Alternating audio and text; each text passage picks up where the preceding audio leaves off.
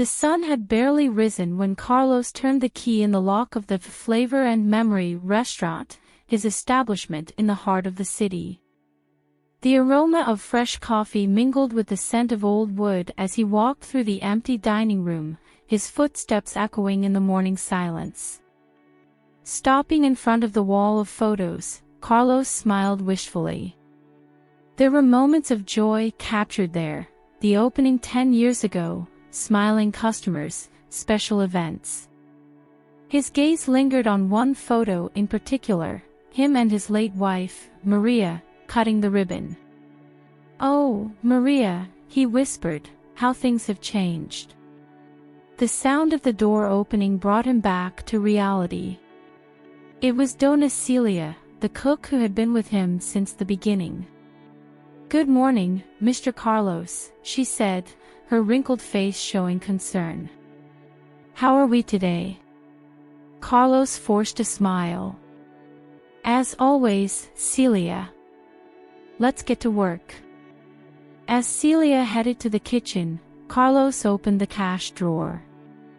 The sight of the few bills there made his stomach clench. Picking up the accounting folder, he sat at the nearest table, spreading papers in front of him. Rent overdue, suppliers demanding payment, electricity bill with a shut-off notice, he murmured, running his hand through his graying hair. The phone rang, making him start. "Flavor and Memory Restaurant, good morning," he answered, his voice betraying his fatigue. "Mr. Carlos. This is the bank. We're calling about the loan." Carlos closed his eyes, feeling the weight of the world on his shoulders. "Yes, I know. I'm doing my best to regularize the situation." After hanging up, he walked to the window, watching the street begin to stir with activity. He remembered the days when there was a waiting line for lunch, and the evenings when the dining room was packed with live music. The doorbell chimed, and Carlos turned with hope. It was Joaquim, his longest-serving waiter. "Boss, I brought the newspapers," Joaquim said, placing them on the counter. "And, well, I came to let you know that I found another job." "I'm sorry, but with the reduced hours here." Carlos nodded, swallowing hard. "I understand, Joaquim. You've been an excellent employee. I wish you the best of luck." When Joaquim left, Carlos picked up the newspapers, flipping through them distractedly. His eyes stopped on an ad, "Commercial establishment for sale, great location." For a moment, he just stared at those words. Then, as if seized by sudden determination, he picked up the phone and dialed a number. "Hello, Paolo. It's Carlos. Remember you said you knew a real estate agent? I need his contact information." Dona Celia, who had returned to the dining room, looked at him in surprise. "Mr. Carlos, you're not thinking of..." Carlos cut her off with a gesture. "Celia, the time has come. We can no longer put off the inevitable." That afternoon, as the sun set, casting long shadows through the nearly empty restaurant, Carlos signed the papers with the real estate agent. A lump formed in his throat as he saw the "For Sale" sign being placed in the window. Alone, after everyone had gone, Carlos sat at the old piano in the corner of the dining room. His fingers softly played the keys, producing a melancholic melody that seemed to cradle the end of an era. "I'm sorry, Maria," he murmured to his wife's portrait on the wall. "I tried. I swear I tried to keep our dream alive." And there, in the silence of the restaurant that had been his home for so many years, Carlos let the tears he had long held back finally fall. The rain fell relentlessly on the city, turning the streets into urban rivers. Carlos watched the drops trickle down the Flavor and Memory window, the "For Sale" sign reflecting the weak light of the street lamps. A week had passed since he decided to put the restaurant up for sale, and each day seemed heavier than the last. The sound of knocks on the door pulled him from his thoughts. Frowning, Carlos walked hesitantly to the entrance. Through the fogged glass, he saw a hunched figure, drenched by the rain. "Sorry, we're closed," Carlos shouted, without opening the door. "Please," came the muffled reply, "I just need a place to shelter from the rain. Just for a few hours." Carlos hesitated, his hand hovering over the doorknob. There was something in the man's voice that moved him. With a resigned sigh, he unlocked the door. A middle-aged man, with graying hair and an unshaven beard, entered trembling. His clothes were tattered and soaked. "Thank you," the stranger murmured, his eyes scanning the environment. "This place, it seems it used to be so beautiful." Carlos nodded, feeling a pang in his chest. "It was, yes." "Have a seat, I'll get you a towel." When he returned, he found the man admiring the wall of photos. "Here," Carlos said, handing him the towel. "What's your name?" "Antonio," the man replied, drying himself off. "And you must be Carlos, right? I saw the name on the facade." Carlos nodded, studying the visitor. There was something about him that didn't quite fit his appearance of a homeless person. "What brings you here, Antonio?" "Besides the rain, of course." Antonio smiled sadly. "Life, Carlos. Life takes us down strange paths. A few months ago, I had a home, a job, a family. Now, all I have fits in this backpack." Carlos felt a lump in his throat. Antonio's story echoed his own fears. "How did it happen?" he asked, gesturing for Antonio to take a seat. "A series of bad luck. I lost my job, the bills piled up, and my wife couldn't handle the pressure and left me. It was like a domino effect." Carlos shook his head, understanding. "I understand more than you know." For hours, the two men talked. Carlos shared the story of the restaurant, the years of success and the recent decline. Antonio spoke of his nights on the streets, the loneliness, the daily struggle for survival. When the rain finally stopped, it was well into the early morning. Antonio stood, ready to leave. "Wait," said Carlos, surprising himself.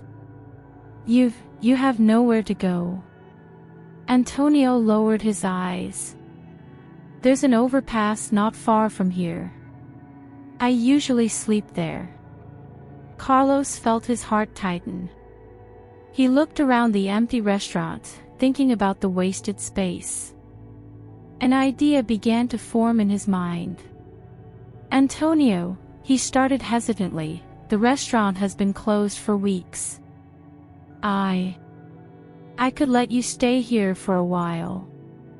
Temporarily, of course." Antonio's eyes widened. "You do that? For a stranger?" Carlos shrugged, trying to appear more casual than he felt. "The place is empty anyway. It would be a waste not to use it to help someone."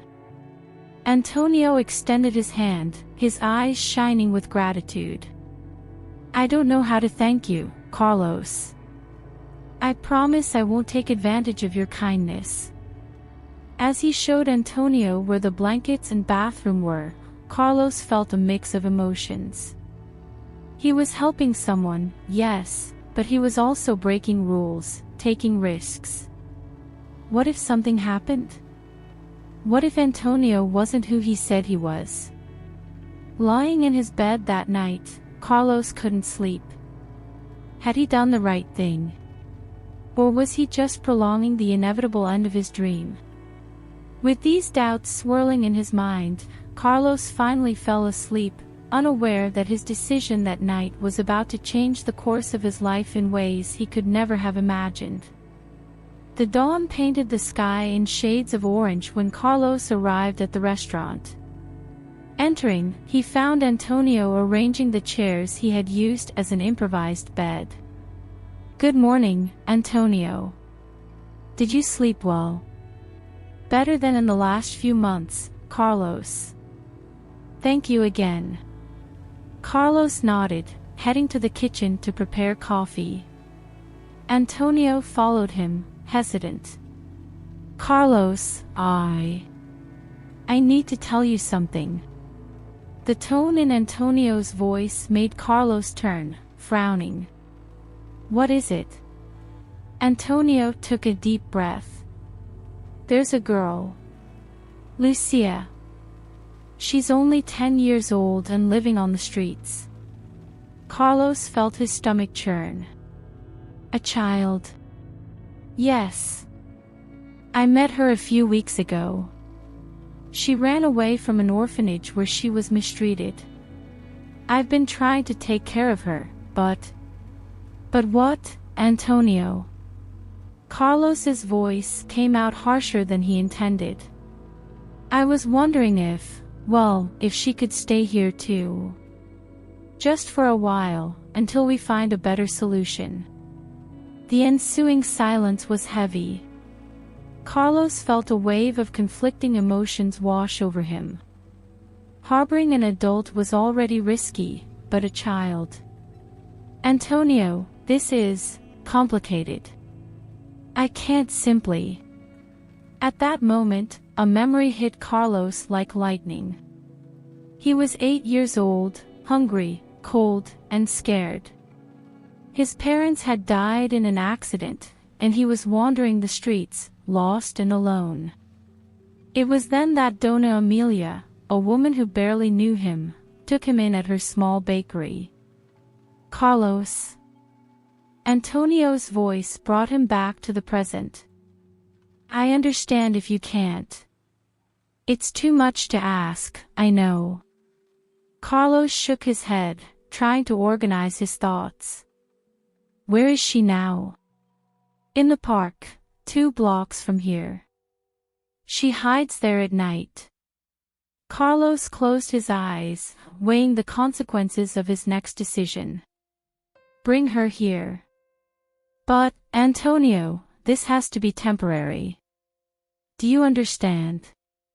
Antonio's face lit up with gratitude. Of course. I'll go get her right away." As Antonio hurried out, Carlos leaned on the sink, taking a deep breath. What was he doing? This could only further complicate his situation. Half an hour later, the restaurant door opened. Antonio entered, holding the hand of a small, thin girl with disheveled dark hair and big, scared eyes. "Lucia, this is Carlos. He's going to let us stay here for a while." The girl looked at Carlos with a mix of fear and hope. "Hi," she whispered. Carlos knelt down to be at her eye level. "Hello, Lucia. You must be hungry. How about some breakfast?" As he prepared eggs and toast, Carlos watched Lucia and Antonio conversing in hushed tones. The girl seemed to relax gradually, even managing a small smile. During the meal, Carlos tried to engage Lucia in conversation. "So, do you enjoy studying?" Lucia lowered her eyes. "I haven't been to school in a long time." Carlos felt his heart tighten. "Well, perhaps we can figure something out about that." After the meal, Carlos showed Lucia where she could sleep, a small office in the back of the restaurant. As the girls settled in, Antonio pulled Carlos aside. "I don't know how to thank you, Carlos. This means so much." Carlos nodded, still unsure about his decision. Antonio, we need to think of long-term solutions. We can't keep a child hidden here indefinitely. I know. We'll figure something out. That night, lying in his bed, Carlos couldn't sleep. Memories of his own childhood mingled with the worries of the present. He saw himself again as that scared little boy, and Lucia as a reflection of his past.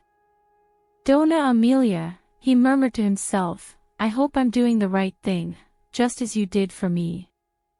With that thought, Carlos finally drifted off to sleep, knowing the following days would bring new challenges and difficult decisions. But, for the first time in weeks, he felt a spark of purpose reignite in his heart. The days that followed brought a new routine to the flavor and memory. Carlos, accustomed to solitude, now found himself sharing his space with Antonio and Lucia. The adjustment was not easy for any of them. One particularly hectic morning, Carlos entered the kitchen to find Antonio attempting to prepare breakfast. Good morning, said Antonio, sheepishly. I hope you don't mind. I thought I'd make something to thank you for your hospitality. Carlos surveyed the mess in the sink and the smell of burnt toast.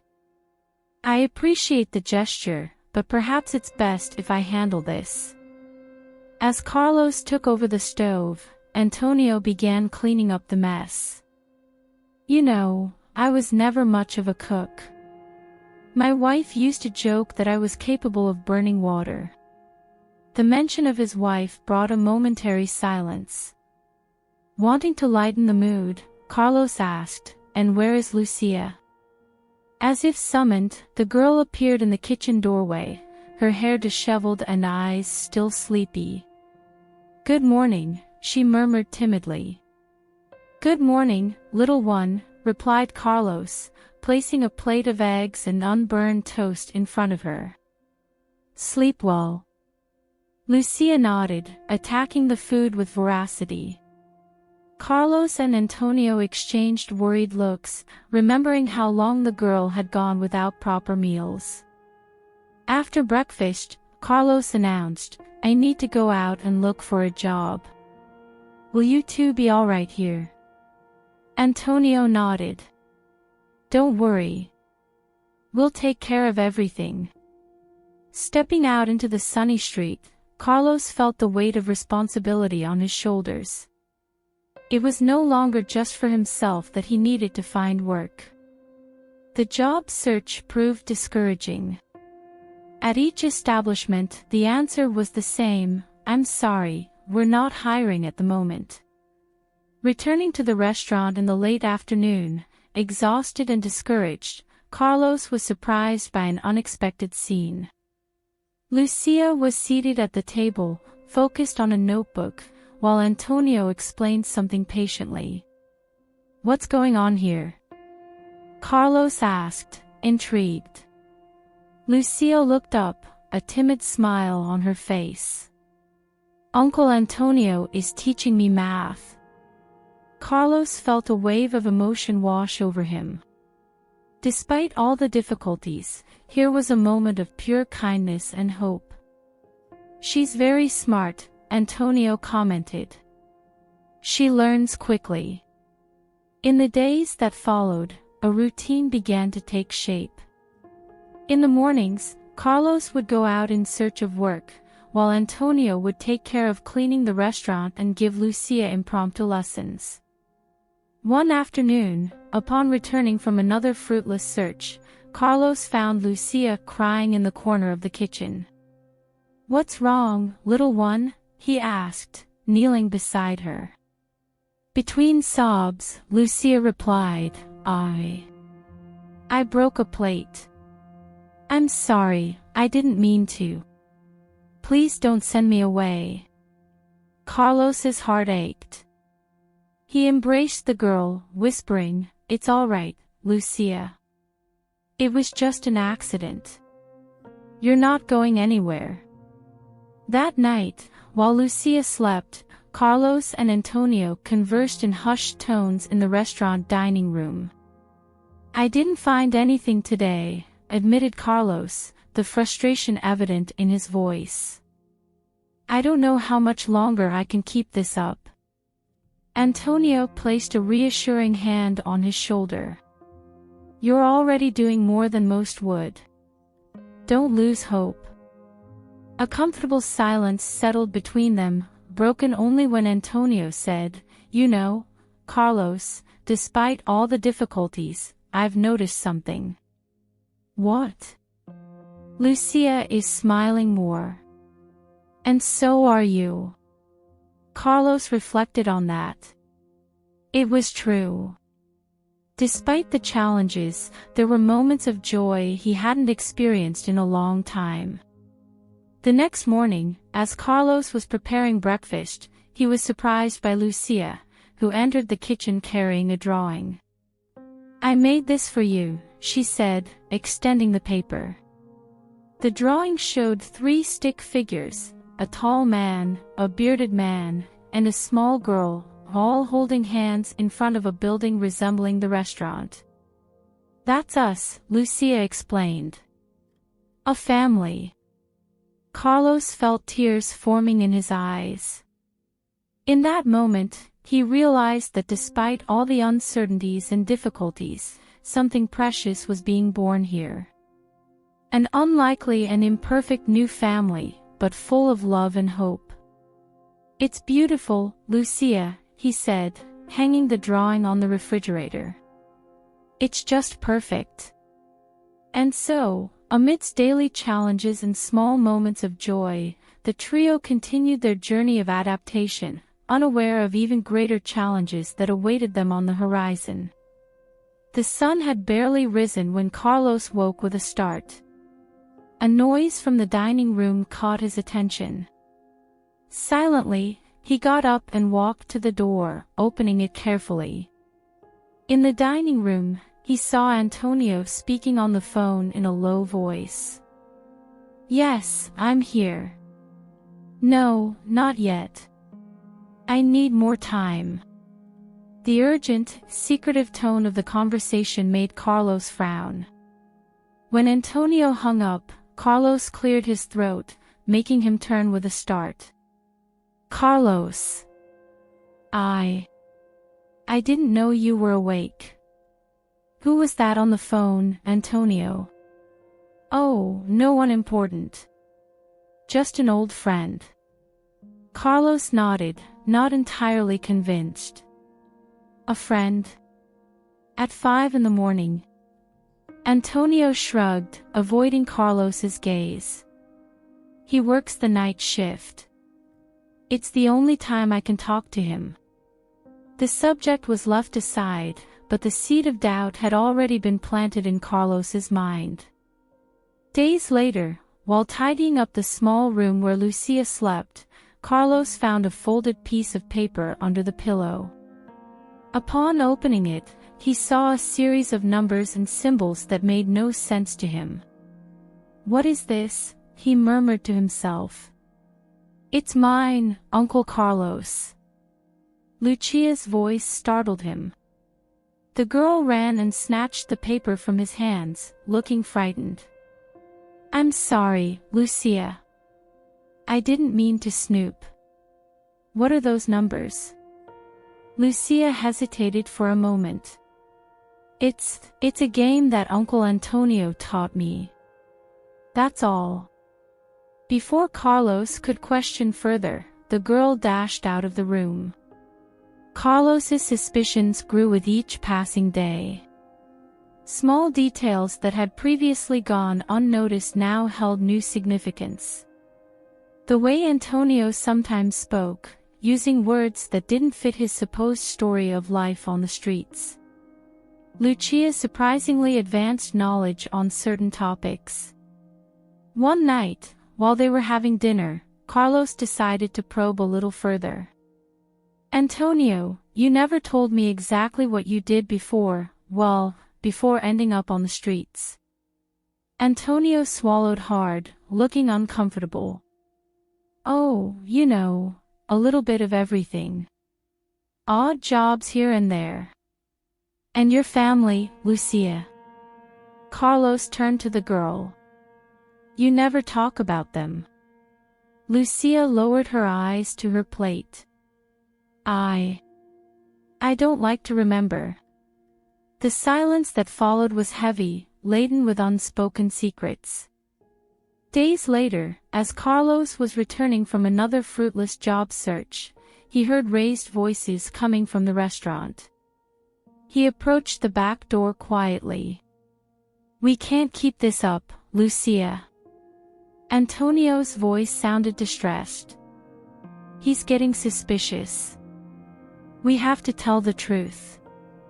"But what if he doesn't understand?" Lucia's voice trembled. "What if he kicks us out?" Carlos felt his heart tighten. What were they hiding? Before he could hear more, he stumbled on an empty can, making a noise. The voices inside the restaurant fell silent immediately. When he entered, he found Antonio and Lucia with guilty expressions. "Is everything all right?" Carlos asked, trying to keep his voice neutral. "Of course," Antonio replied, too quickly. "We were just talking about dinner." Carlos nodded, pretending to believe him.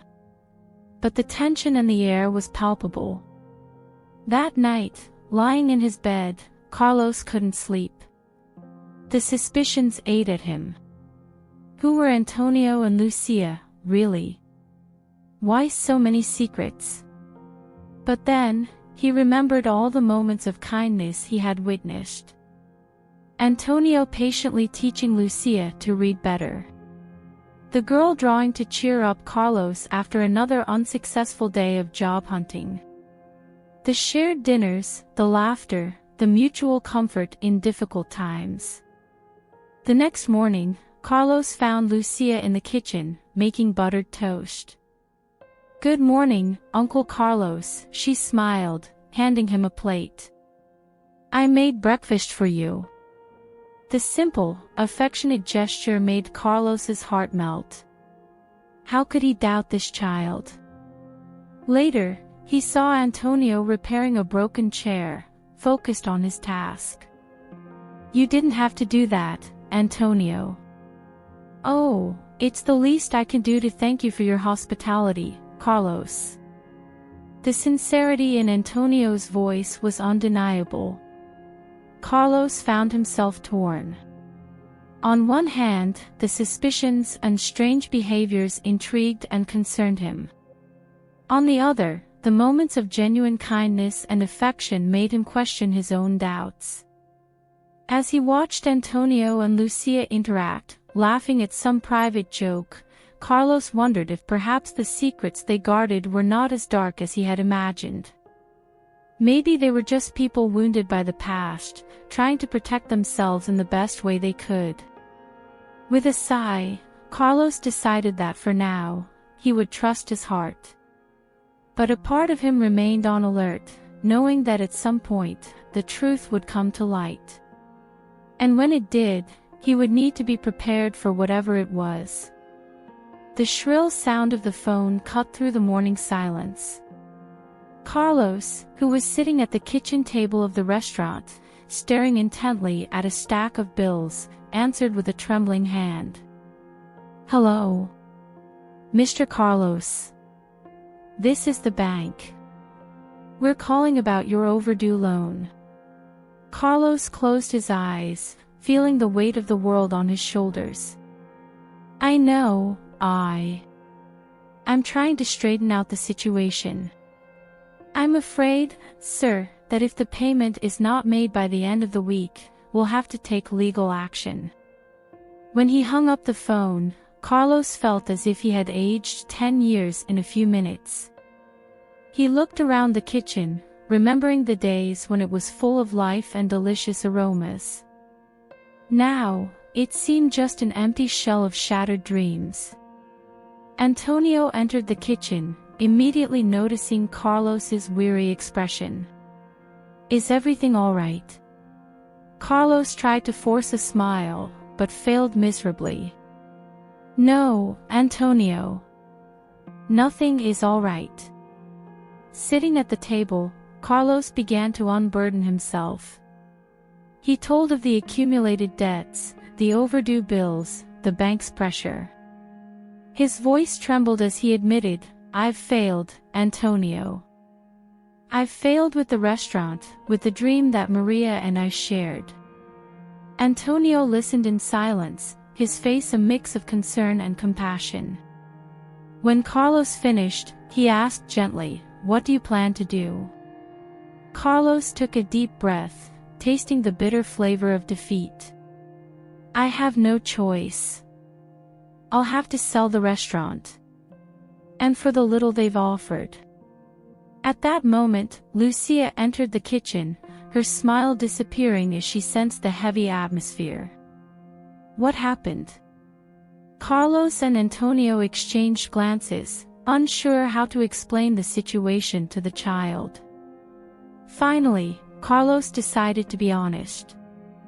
"Lucia, dear, we're going to have to move out of here." The girl's eyes widened. "But why? This is our home." The word "our" made Carlos's heart tighten. In so little time, they had become an unlikely family. "I know, little one. But sometimes in life, we have to do hard things." Tears began to stream down Lucia's face. Antonio embraced her, casting a worried look at Carlos. "How long do we have?" asked Antonio. "A week, at most," answered Carlos, his voice breaking. I'm so sorry. I wish I could do more, give us more time, but..." Antonio raised his hand, interrupting him. "You've already done more than most would, Carlos. Don't blame yourself for this." The rest of the day passed in a blur of emotions. Carlos called the realtor, confirming the sale for a price far below the restaurant's true value. Each phone call, each document signing, seemed to drain a little more of his soul. That night, sitting in the empty dining room of the restaurant, the three shared a silent meal.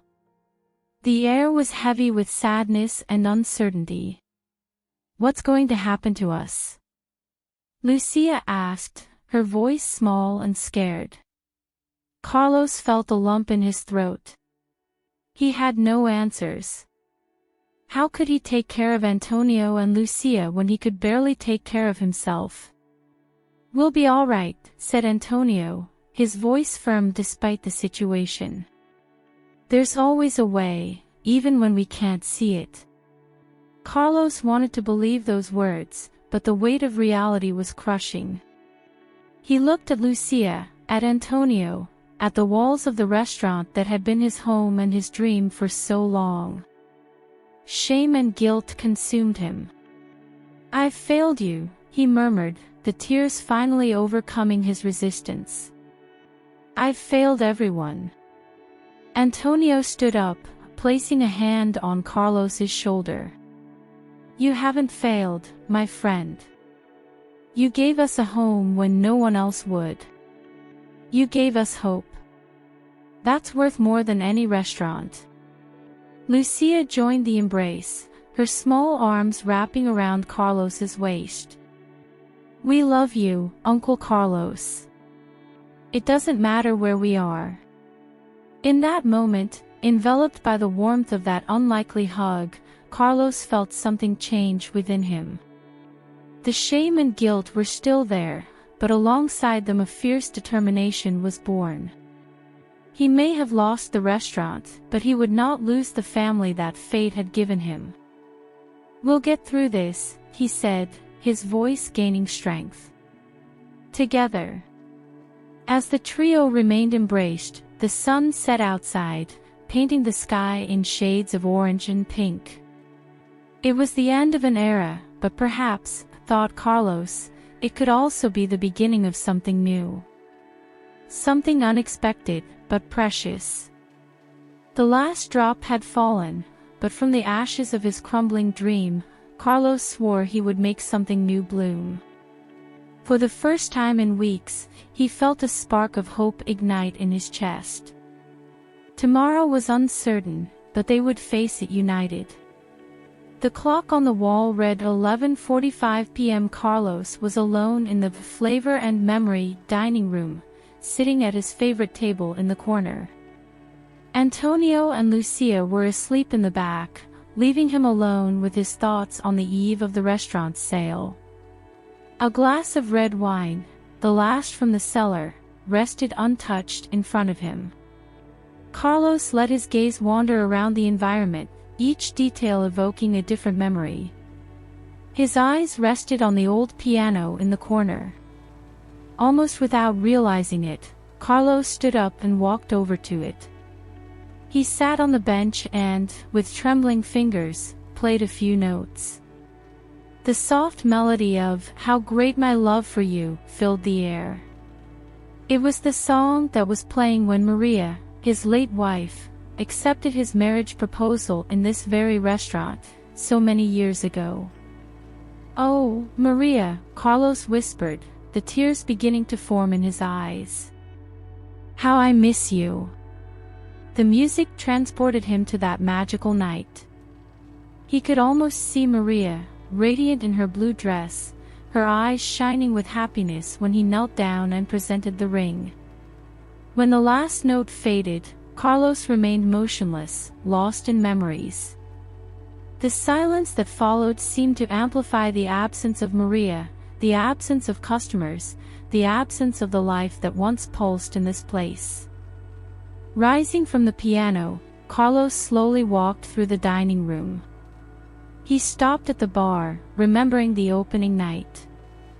The place was packed, laughter and conversations mingling with the clinking of glasses. A toast to flavor and memory, he heard the echo of his own voice, full of hope and pride. Now, the bar was empty, the bottles covered in dust. Carlos picked up a cloth napkin, running his fingers over the embroidered logo. It was Maria who had insisted on this detail. "Small touches make all the difference, darling," she would say. "That's what will make our restaurant special." Putting the napkin back, Carlos headed to the kitchen. The ghostly aroma of past dishes seemed to linger in the air. How many meals had been prepared here? How many moments of joy created? Opening the empty refrigerator, Carlos remembered the day the city's famous food critic came to dine. The nervousness in the kitchen, the palpable tension. And then, the burst of joy when the review came out, praising every dish. "You did it, team," he had shouted to his staff that night. "We're on the map." Now, the kitchen was silent, the stoves cold, the pots and pans put away. Back in the dining room, Carlos stood in front of the photo wall. Each image told a story: the opening night photo, the first Christmas, regular customers' birthdays, the surprise party the team organized for his 50th birthday. His eyes lingered on a particular photo, him and Maria, embraced and smiling, on the day they paid off the initial loan. "We did it, my love," Maria had said that day. "This place is truly ours now." The irony of that memory made Carlos let out a bitter laugh. Tomorrow, the restaurant would no longer be his. The clock struck 12:30 a.m. Midnight had passed, officially marking the day of the sale. Carlos returned to his table, finally picking up the wine glass. "A toast," he said to the empty dining room, "to dreams realized and dreams lost." As he drank, he heard a noise coming from the back. Moments later, Antonio appeared in the doorway. "Can't sleep?" Antonio asked softly. Carlos shook his head. "Too many memories." Antonio approached, pulling up a chair. "Would you like to share some of them?" For a moment, Carlos hesitated. Then, like a breaking dam, the stories began to flow. He spoke about the opening, the initial challenges, the moments of triumph. He spoke about Maria, their shared dreams, the pain of losing her. Antonio listened in silence, occasionally asking a question or offering a word of comfort. The hours passed, and the sky outside began to brighten. The new day was arriving, bringing with it the end of an era. "You know, Carlos," said Antonio finally, "sometimes the end of a chapter is just the beginning of another." Carlos looked at his friend, feeling a mix of gratitude and sadness. "Thank you, Antonio. For being here. For listening." At that moment, Lucia appeared, rubbing her sleepy eyes. "Is it time?" Carlos took a deep breath, looking once more around the restaurant. Every corner, every object, held a piece of his story. But perhaps Antonio was right. Perhaps this was not an ending, but a new beginning. "Yes, dear," Carlos replied, standing up. "It's time." As the three of them walked together towards the door, Carlos felt a strange mix of sadness and anticipation. The future was uncertain, but for the first time in a long while, he wasn't facing it alone. With one last look back, Carlos turned the key in the lock. The sound of the latch echoed through the empty dining room, marking the end of an era and the start of another. What awaited him on the other side of that door? Only time would tell. But with Antonio and Lucia by his side, Carlos was ready to find out. Chapter 8: The Great Surprise. Carlos slowly walked towards the flavor and memory, his heart heavy. It was the day of the official handover of the restaurant to the new owner. He had arranged to meet the realtor there for the final inspection and key exchange. As he approached, he noticed something strange. The windows, which should have been covered, were clean and illuminated. A murmur of voices and the clinking of utensils reached his ears. "What's going on?" he murmured, confused. With trembling hands, Carlos turned the doorknob and opened the door. What he saw left him in awe. The restaurant was completely transformed. Elegantly set tables filled the dining room, all occupied by smiling customers. The aroma of delicious dishes permeated the air. Soft music played in the background. "Welcome, sir." A young, smiling waiter approached. "Your table is ready." "My table?" Carlos stammered, still disoriented. "But how? The restaurant was closed. I was going to sell it today." The waiter just smiled and guided him to a table in the center of the dining room. Seated there were Antonio and Lucia, but not as Carlos knew them. Antonio was dressed in a stylish suit, his hair and beard neatly trimmed. Lucia wore a beautiful dress, her hair arranged in elaborate braids. "Hello, Carlos," said Antonio, his voice calm and confident. "I believe we owe you some explanations." Carlos sat down, his mind spinning. "What's going on? Who are you really?" Lucia smiled, taking Carlos's hand. "Don't be afraid, Uncle Carlos. We are exactly who we said we were. Just a little different from what you thought." Antonio leaned forward. "Carlos, my real name is Antonio Mendez. I'm a businessman and philanthropist. And Lucia is my daughter." Carlos felt as if the ground had disappeared from beneath his feet. "But why? Why all this charade?" "Because I was looking for someone special," Antonio replied. "Someone with a genuinely good heart." And you proved to be that person. The next few hours passed like a dream for Carlos. Antonio explained how he had secretly renovated the restaurant, hired a team, and organized the surprise reopening. "The restaurant is still yours, Carlos," said Antonio. "Consider this a new beginning." Tears of joy and confusion streamed down Carlos's face. He looked around, seeing familiar faces of former customers, all smiling and waving. As the reality finally began to sink in, a mix of emotions overwhelmed Carlos. Joy at the unexpected second chance, gratitude for Antonio's generosity, but also a twinge of suspicion. "Why me?" he asked finally. "Why go to all this trouble for me?" Antonio smiled, a look of admiration in his eyes. "Because you welcomed us when you thought we had nothing to offer. You opened your heart and your home to strangers, even when you could barely care for yourself. People like that are rare, Carlos. And they deserve a second chance." The night continued, with Carlos alternating between moments of pure joy and flashes of disbelief. Every detail of the renovated restaurant moved him. The modernized kitchen, the elegantly decorated dining room, even the old piano restored in the corner.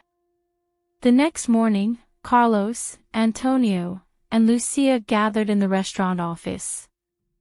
The euphoria of the previous night had given way to a more serious atmosphere.